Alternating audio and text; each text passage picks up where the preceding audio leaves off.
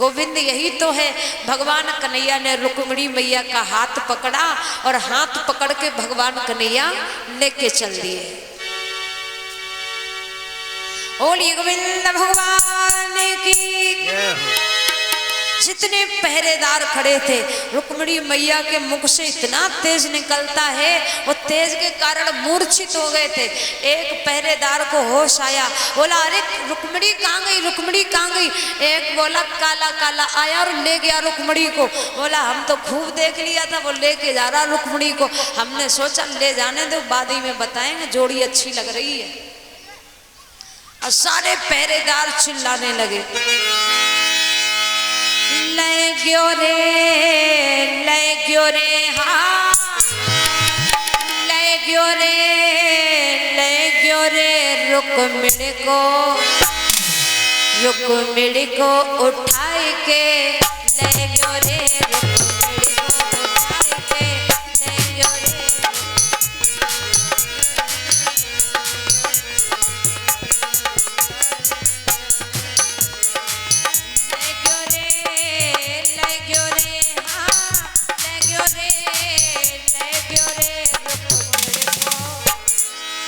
रुक्मिणी को उठाए के, ले गयो रे।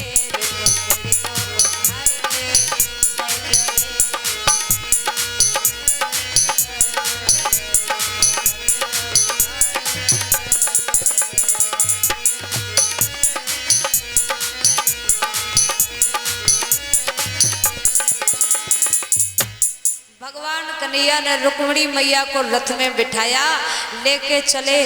पहरेदार बोले अरे अरे देखो तो कितना सुंदर लग रहा है, इसका चेहरा कितना सुंदर है।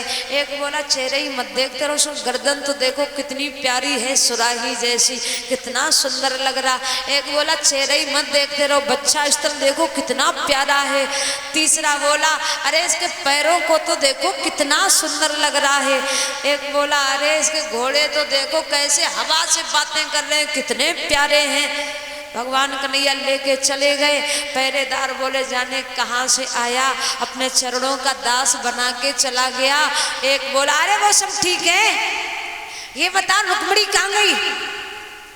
अब भागे सारे पहरेदार। रुक्मिणी से कहा जाके काला काला आया और ले गया रुक्मिणी को। रुक्मिणी ने रथ सजाया, शिशुपाल रो रहा है बैठा बैठा, मैं विवाह के लिए आया, मेरी पत्नी को कोई और ले गया, रो रहा बैठा बैठा। अब उसी सभा में बैठा है जरासंध। ये जरासंध कौन है, तेजी से बोलो, अभी तो कथा में सुनाया था आपको। कौन है ये जरासंध? कंस का ससुर। कौन है? कंस का ससुर। ये भी गया था बारात में। जरासंध बोला अरे ओ शिशुपाल, अरे याई कन्हैया से हम 17 बार हारे, 17 बार, अब फिर भी हम मरे नहीं, हम रोए नहीं। अब तुम एक ही बार जब कन्हैया से हार गए तो तुम रो रहे हो बैठे बैठे। शिशुपाल ने सोचा हमसे बड़े बड़े बेशरम बैठे, तो मैं एक ही बार में काहे को मर जाए शर्म के मारे, है अब हम भी नहीं रोएंगे।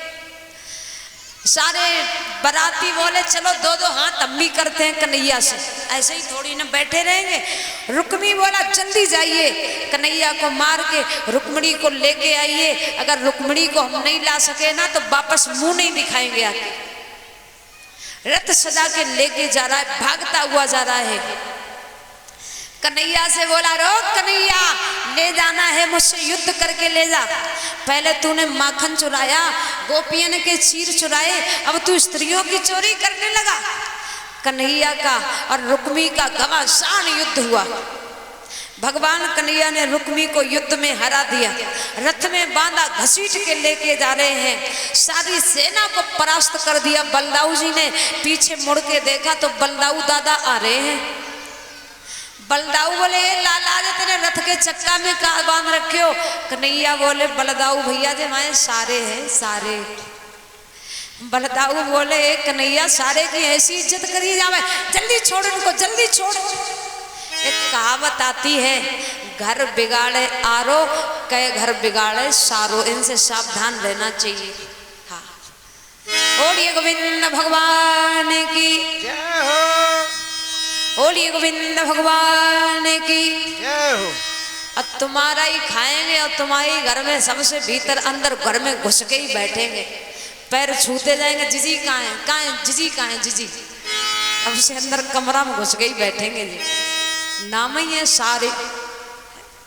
ओली गोविंद भगवान की।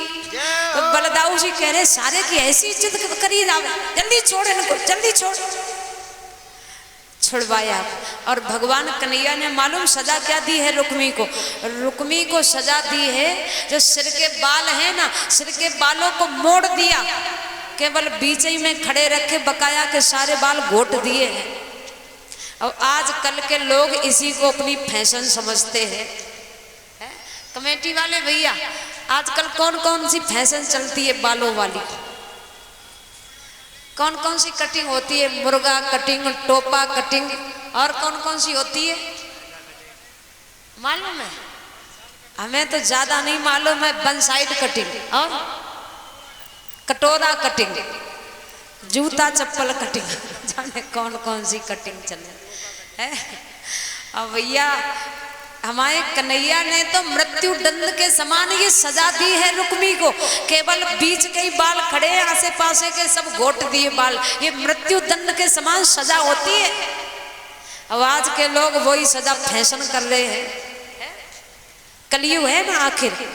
अब कलयुग भैया बड़ा बेढंगा है। बेढंगा कैसा है?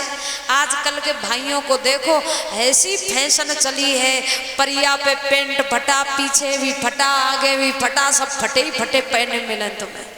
अब भाई कह देते भैया फैशन है, ये फैशन, पता ही नहीं चले रुपए नहीं थे इसलिए फटा पहने हैं, कि पहनते पहनते फट गया, कि नया ही लेके आए हैं फटा हुआ, पता ही नहीं चले। बोलिए गोविंद भगवान की जय हो।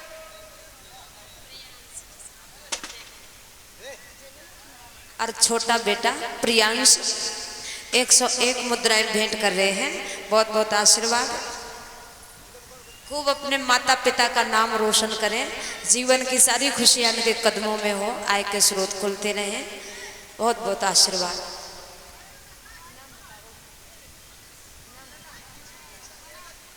और संदीप भैया की माता जी 51 मुद्राएं भेंट कर रही हैं। बहुत बहुत आशीर्वाद, जीवन भविष्य इनका उज्जवल हो, आय के स्रोत खुलते रहे। और हमारी मैयाएं बहनें में बहुत लाड़ दुलार करती हैं। एक मैया 2-4 बहनें छूटती हैं तो हजारन में बहनें और मैया मिल जाती भी हैं। खूब लाड़ दुलार करती हैं। आप सब हमारी माताएं बहनें ही तो हो, आप सब हमारे भाई ही तो हो। तो इतने सारे भाइयों का प्यार मिलता है, सम्मान मिलता है, ये क्या कम है? ये भी हमारा सौभाग्य ही तो है। बोलिए गोविंद भगवान की। तो भगवान कन्हैया ने रुक्मी को छोड़ा है। अब रुक्मी वापस लौट के नहीं गया, द्वारिका के ही पास भोजकठ नाम का नगर बसाया है और उसी नगर में ये रहने लगा। भगवान कन्हैया रुक्मिणी मैया को लेके द्वारिका नहीं गए। कहाँ गए हैं? माधवपुर में। माधवपुर में लेके गए हैं भगवान कन्हैया रुक्मिणी मैया को, और वहीं रुक्मिणी मैया और भगवान कन्हैया का सुंदर सा विवाह हुआ है। द्वारिका वाले सब रुक्मिणी की तरफ से बराती बन के गए हैं। अच्छा, आप लोग किसकी तरफ से बराती बन के आए हो? रुक्मिणी की तरफ से कितने हैं? जरा ऊंचे ऊंचे हाथ उठाओ।